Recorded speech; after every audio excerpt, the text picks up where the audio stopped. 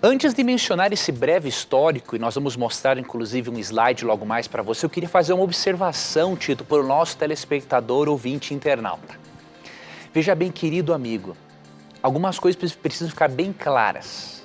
Primeiro, nós não estamos aqui para falar aquilo que você quer que nós falemos, mas nós vamos falar aquilo que você precisa ouvir. Esse é o primeiro ponto. Segundo ponto, não estamos aqui para agredir irmãos maçons. Se você acha que este programa é para agredir ou denegrir irmãos maçons, você vai perder o seu tempo, pode trocar de canal, porque nós não faremos isso. Isso mesmo. Terceiro ponto, não é? Nós estamos aqui para analisar alguns dos ensinos maçons à luz da palavra de Deus. Porque a nossa ênfase é sempre a Bíblia. E quarto ponto, fizemos pesquisas em obras maçônicas e por isso podemos dizer que citações que apresentaremos aqui são fontes primárias, não são invenções nossas. E o último ponto que eu queria destacar é o seguinte: nós vamos inclusive fornecer bibliografia primária para você que queira se aprofundar sobre o assunto. Não vamos abordar nem um terço do que esse assunto poderia ser abordado, mas cremos que abordaremos o essencial, o mais importante, para você tirar as suas próprias conclusões e decidir se é realmente possível harmonizar maçonaria com a Bíblia.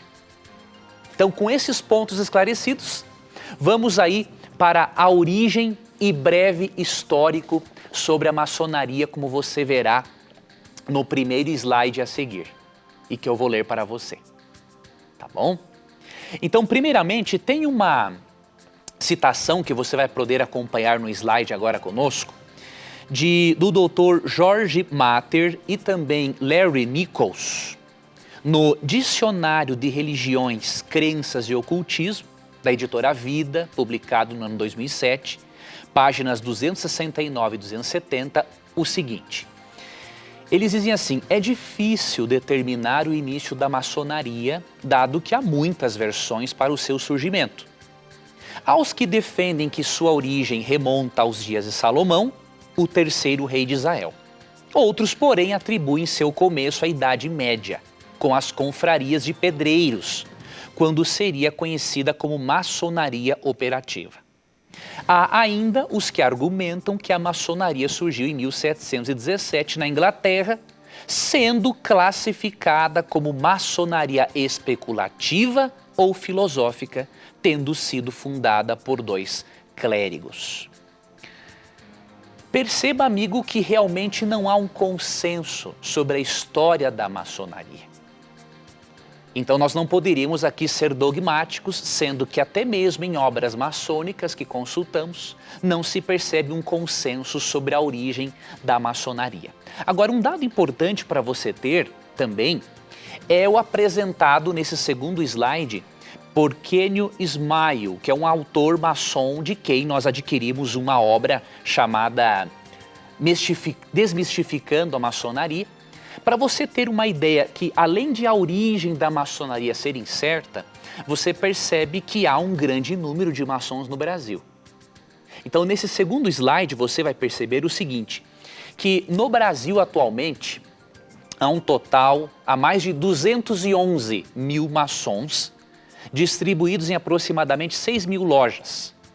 Para se ter uma ideia da dimensão disso, a maçonaria brasileira é 2 vezes maior do que a soma de todo o restante da maçonaria latino-americana. Então nós tiramos essa fonte do site No Esquadro, do artigo Maçonaria Brasileira em Números, de Kenio Ismail, que é um autor maçom.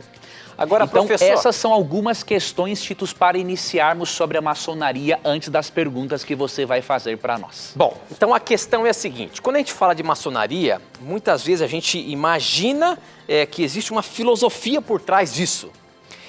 Existe alguma forma de nós passarmos isso para o nosso telespectador? A pergunta seria assim, nós podemos ter um conhecimento sobre a filosofia que está por trás da maçonaria? Existe alguma forma de saber qual é a filosofia da maçonaria? Muito boa pergunta, Tito. Apesar de a maçonaria ser algo secreto e não sabermos todos os mistérios sobre a maçonaria, e mesmo não tendo uma interpretação homogênea, não é, para todos os símbolos maçons, é possível sim termos conhecimento da filosofia maçônica. Em que sentido? Primeiro, o pesquisador brasileiro tem dezenas de livros escritos por maçons e que esclarecem sobre a filosofia maçônica. Então, por exemplo, há uma editora que eu até listei aqui, que é a editora Pensamento, certo? Essa editora, a editora Pensamento, ela tem dezenas de livros em que ela detalha os graus da ordem maçônica. Né? Há também autores brasileiros reconhecidos como Jorge Odum, Nicola Aslan, que é um maçom de 33º grau, Joaquim Gervásio de Figueiredo, 33º grau, Manuel Gomes, também 33º grau, Rizardo da Camino, 33º grau, e Zilmar de Paula Barros. Então, há muitas fontes sobre a maçonaria. Mas eu queria deixar um aviso para o nosso telespectador e ouvinte. Cuidado com os chamados teóricos da conspiração, que ficam criando lendas e mitos sobre os irmãos maçons. Os teóricos da conspiração costumam dizer que os maçons querem dominar o mundo, querem dizer também que os maçons adoram pessoalmente ao diabo. Isso é mentira, tá? O maçom crê em Deus, ele adora o que ele chama de o grande arquiteto do universo, ou seja, Gadu, Deus. Veremos que existem outros nomes na maçonaria. Então, por que eu estou dizendo isso? Que ao você perceber que existem essas fontes para você pesquisar sobre o assunto, não vá naquelas fontes de teóricos da conspiração, de gente sensacionalista que não sabe o que está dizendo. Então se baseie em fontes primárias para você não ter problema.